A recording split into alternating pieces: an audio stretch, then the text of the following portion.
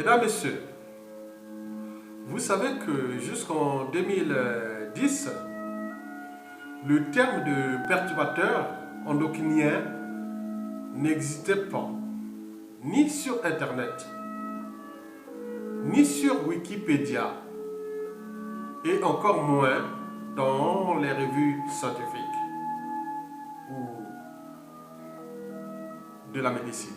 Mesdames, Messieurs, on parlait plutôt de dérèglement hormonal ou endocrinien, etc., etc.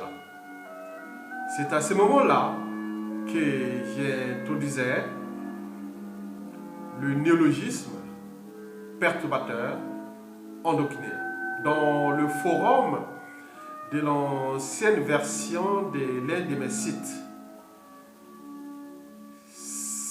dans le fameux celeo.fr, et notamment dans la rubrique Sciences, Médecine, Environnement et Société. Mesdames, Messieurs, aujourd'hui, si vous tapez sur Internet, par exemple, Google ou tous les moteurs de recherche, vous avez plus de 400 000 pages ou résultats traitant le terme perturbateur endocrinien. Mesdames, Messieurs, vous savez qu'en Afrique, par exemple, aujourd'hui, en tenant compte de ces perturbateurs endocriniens, vous savez qu'aujourd'hui, il y a plus de 700 000 cas en Afrique liés aux perturbateurs endocriniens. On estime à 1,5 million d'Africains qui seront affectés par ces perturbateurs endocriniens d'ici à 2030. Mesdames, Messieurs, les perturbateurs endocriniens sont partout et auraient des effets néfastes sur notre santé. Il est donc urgent de mettre un terme à la contamination de l'environnement et du corps humain en retirant les perturbateurs endocriniens de notre consommation courante. Aujourd'hui, une double opportunité se présente avec des négociateurs réglementaires en cours à l'échelle européenne par exemple et l'élaboration en France d'une stratégie nationale sur les perturbateurs endocriniens. Mesdames, Messieurs, les cas les plus connus de perturbateurs endocriniens, vous connaissez, c'est le fameux bisphénol A. Vous savez que la France a interdit le 13 décembre le bisphénol A dans les contenants alimentaires dès 2013 pour ceux destinés aux bébés. Et depuis, jusqu'à nos jours, depuis 2015 et jusqu'à nos jours, pour les autres aussi, c'est-à-dire les adultes. Mesdames, Messieurs, bon, les perturbateurs endocriniens, on les trouve partout, hein? Donc on parle des additifs alimentaires. Oui, les fameux vous connaissez E100, E250, EEE. Bon, ils sont classés en plusieurs impacts sur la santé humaine. Bon, on parle de ceux qui sont très dangereux pour la santé humaine. D'autres sont dangereux, d'autres sont cancérigènes. Certains ont des effets sur les troubles gastriques, d'autres sur les maladies de la peau cutanée, sur les troubles intestinaux, sur la tension artérielle. Aussi dangereux pour les enfants. Et il y a ceux qui sont totalement interdits. Et enfin, ceux qui sont soupçonnés. Mais au cœur de l'enjeu, c'est toujours les problématiques de la santé humaine et surtout intergénérationnelle. Mesdames, Messieurs, les études et les rapports scientifiques s'accumulent pour désigner le rôle des perturbateurs endocriniens dans le déclin de la biodiversité et l'explosion des maladies chroniques telles que les cancers, l'infertilité, le diabète, l'obésité et les troubles comportementaux. Mesdames, Messieurs, les perturbateurs endocriniens sont des agents qui paraissent influer ou perturber le fonctionnement des hormones et des cellules de notre corps. Les perturbateurs endocriniens créent une instabilité hormonale et génétique.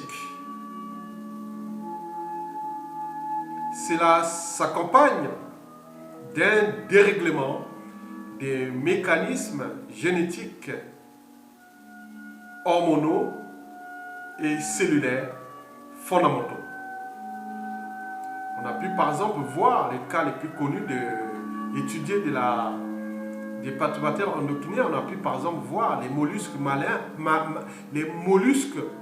c'est-à-dire marins masculins qui sont transformés en... Non, par exemple, les mollusques femelles, c'est masculinisé. Il y a plusieurs cas comme ça, ils sont bien étudiés. Il faut voir toute la documentation sur les perturbateurs endocriniens. Okay. Et ça accompagne des dérèglements des mécanismes génétiques, hormonaux et cellulaires fondamentaux. Vous savez que les perturbateurs endocriniens peuvent prendre le contrôle du cycle cellulaire, de la réplication de l'ADN ou même de la réparation de l'ADN. La cellule déréglée ou tumorale, c'est-à-dire cancéreuse, ne tient pas compte des mécanismes hormonaux et épigénétiques normaux et qui sont touchés directement leur intégrité, modifient leur fonctionnement et l'expression de certains gènes. Mesdames, Messieurs, comment déjouer au quotidien les perturbateurs endocriniens? Donc, pour déjouer cela, pensez et repensez d'abord à la consommation ou à la surconsommation. Il faut déjouer la surconsommation. Il faut penser à la consommation durable ou responsable. Mesdames, Messieurs, dans un cadre conceptuel, la santé durable résulte d'un processus consensuel. Optimiser le rapport social, économique et cycle de vie et coproduit afin de préserver la santé publique dont appartient à chaque être le bonheur des potentialités de la vie.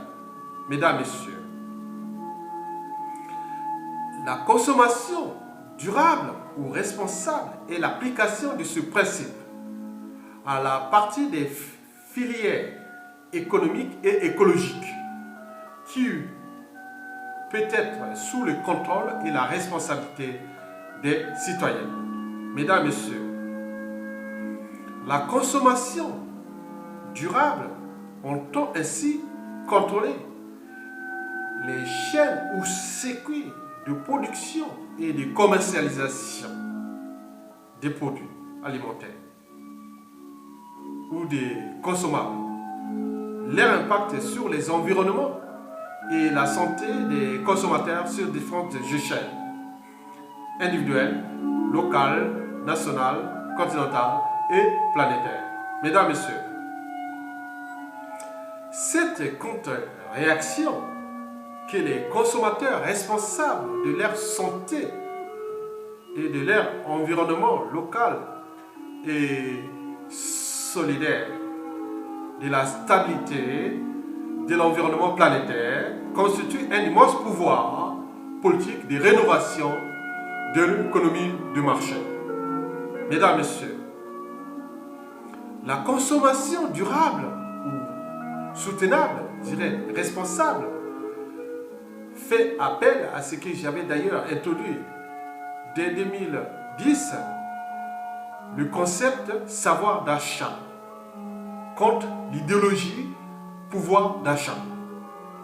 L'idéologie pouvoir d'achat, je l'avais définie à l'époque, en 2010, comme un mouvement socio-environnemental ou socio-économique et écologique international prônant la consommation des produits des entreprises qui respectent la valeur travail et la valeur verte.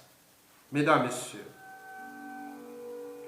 l'idéologie, savoir d'achat, c'est mon idéologie, je l'ai défini. Savoir d'achat considère certains aspects du capitalisme tels que les plans sociaux abusifs, la crise financière, l'exploitation sauvage et abusive des ressources naturelles, les produits de consommation néfastes pour la santé, les dégradations écologiques et risques environnementaux majeurs subis comme inutiles et indésirables pour les générations actuelles et futures, c'est-à-dire nos enfants, vos enfants, nos petits-enfants, vos petits-enfants, arrière-petits-enfants.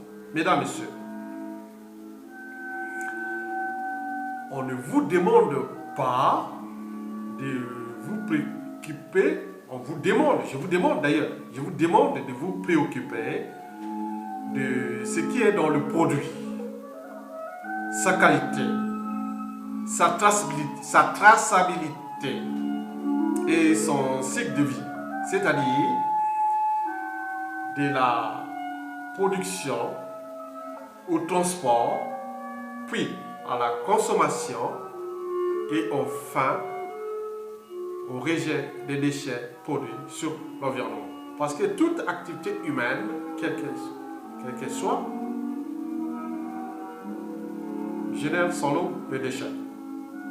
Et ces déchets sont visibles à l'échelle individuelle, locale, nationale, continentale et planétaire, même voire spatiale. Vous êtes des savoirs d'achat et non, vous devenez des savoirs d'achat et non des consommateurs qui, eux, ont tous un pouvoir d'achat, c'est-à-dire du clochard au milliardaire et dans toute race et couche sociale confondue. Je répète, du clochard au milliardaire. Mesdames, Messieurs,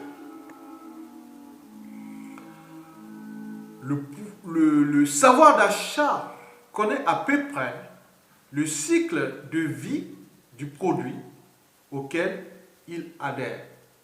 Et contrairement au consommateur qui achète seulement son produit au regard de son pouvoir d'achat. Mais l'éducation sera là au cœur de l'enjeu sur différentes échelles. Le but est de discipliner les esprits contre la surconsommation néfaste aux enjeux précités. Mesdames, Messieurs, la consommation durable ou responsable est un des principes fondamentaux d'une éthique universelle, faisant de chaque individu un éco-citoyen responsable de son environnement local et solidaire de l'environnement planétaire. Mesdames, Messieurs, la consommation durable ou soutenable, voire responsable, est une nouvelle éducation civique de l'environnement pour le développement de l'éco-citoyenneté et le renforcement des sociétés plus que jamais démocratiques, c'est-à-dire autogérées d'en bas vers le haut et non l'inverse. Mesdames, Messieurs, j'espère que votre concours et philosophie feront partie de cet universalisme protectionniste environnemental sur différentes échelles, individuelles, locales, rurale, urbaine, nationale, continentale et planétaire. Et je dirais même spatiale. Mesdames, Messieurs, je vous remercie.